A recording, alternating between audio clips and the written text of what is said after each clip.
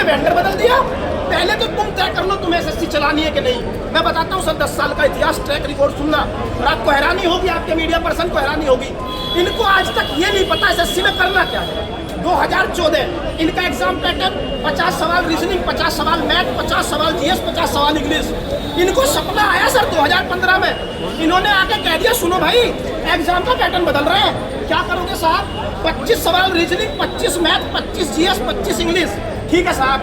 दूसरा फरमान, भाई पेपर 2 घंटे का था, पेपर कर रहे हैं 1.25 घंटे का। ठीक है साहब, अब तो नहीं बदलेगा ना, अब नहीं बदलेगा। 2016 में फिर सपना आया, बोला ऐसा कर लेते हैं, वो टाइम ज्यादा था, उसे 1.25 घंटे से घटा के 1 घंटा कर लेते हैं। चलो भाई अब तो नहीं बदलेगा, नहीं अब नहीं बदलेगा। 2017 में फिर सपना आया, बोला ऐसा कर लेते हैं नॉर्मलाइजेशन होगा शिफ्टों का। ठीक बात। 2018 में फिर सपना आया, बोले एक डिस्क्रिप्टिव पेपर होगा, उसमें एस्से लेटर लिखना होगा। चलो सही बात, अब तो नहीं बदलेगा, बोला ना। 2019 में फिर सपना आया, बोला ऐसा कर लेते हैं प्री को करेंगे क्वालिफाइंग और मेंस में मैथ, इंग्लिश, रीजनिंग, जीएस चारों सब्जेक्ट आएंगे। तुम मजाक समझ रहे हो क्या? तुम्हें आज तक ये नहीं पता यूपीएससी का पैटर्न बदला नहीं बदला, बीसीएस का पैटर्न बदला नहीं बदला, सीएपीएफ का पैटर्न बदला नहीं बदला। ये ढकोसलेबाजी एसएससी में ही क्यों है? मैं क्या पढ़ाऊं बच्चे को? पैटर्न फिक्स है नहीं। आपने फिर क्या किया? आपने वेंडर बदला। अच्छा वेंडर तो बदल दिया साहब, ठीक बदल दिया आपने। कौन बैठा है वहाँ वेंडर पे गार्ड करने के लिए? मेरी बूढ़ी अम्मा। हाथ में डंडा दे दिया, बोला गार्ड कर इसको। और किसको रोकेगी? वो जो 20 लाख रुपए में पेपर खरीद के आया है, उसके लिंक मजबूत ही रहे होंगे। ऐसी तो वहाँ सिक्योरिटी है साहब। 500 किलोमीटर दूर आपने सेंटर दिया, एसएससी चुप रही, सरकार चुप रही। 500 किलोमीटर दूर सेंटर के बाद पे नोटिस चस्पा कर दिया, यहाँ आज एग्जाम नहीं होगा। बच्चे ने पूछा 500 किलोमीटर आया हूँ, किराया लगा के आया हूँ, सपने लेके आया हूँ, गरीबी ओढ़ के आया हूँ, बाप का सपना लेके आया हूँ। एसएससी ने कहा, वेंडर ने कहा वीडियो है, धमकाया जा रहा है, तेरे ऊपर एफआईआर कर देंगे। क्यों भाई? एक प्राइवेट आदमी एफआईआर करेगा, कानून व्यवस्था हो गया क्या? एक प्राइवेट वेंडर धमका रहा है, तुझ पे एफआईआर करेंगे।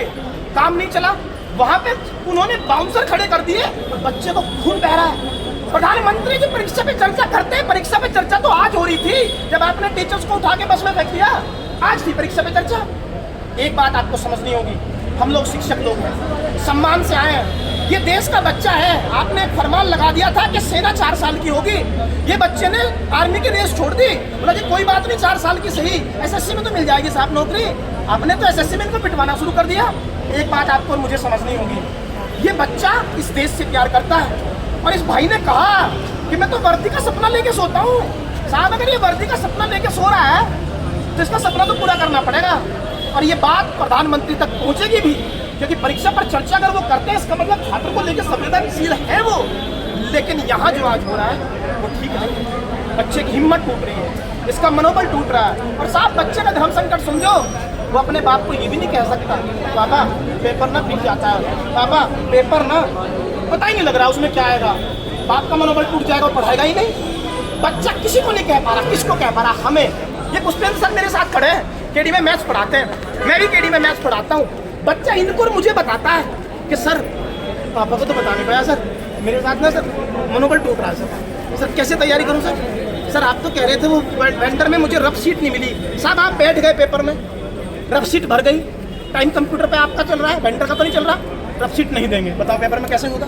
ये सवाल है, ये सवाल उठेंगे, ये सरकार तक जाएंगे। ये बच्चा आज घर से आया है और हम भी तो कह रहे हैं हमें बच्चों की जरूरत नहीं है साहब, हमें आप जो हमारे साथ करना है कर लो, हमें बच्चे को सामने ही नहीं लाना है। इसे तो सरकारी नौकरी करनी है। ये भी सरकार का समर्थक, हम भी सरकार के समर्थक, पार्टी के नहीं सरकार के समर्थक। शिक्षक भी सरकार का समर्थक होता है, बच्चा भी, किसी की सरकार नहीं। लेकिन इस तरह का जो आज हुआ ये ठीक नहीं है। बिल्कुल सर, आपकी जो संवेदनाएं आपने बताई थी उसको बताई थी, इसकी जनता सुन रही थी।